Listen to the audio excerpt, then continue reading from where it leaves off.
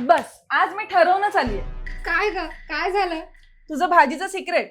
हा, कसलं सिक्रेट? तुझी भाजी, उसळ, मिसळ, रस्ता सगळंच एवढं टेस्टी कसं बनतं ग?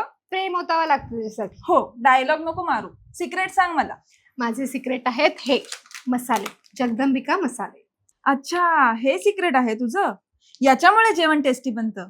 आजकाल बाजारात बरेच मसाले मिळतात, पण जगदंबिका मसाले आहेत 100% घरगुती, अगदी पारंपरिक पद्धतीने तयार केलेले. त्यात ना कृत्रिम रंग ना प्रिझर्वेटिव्ह.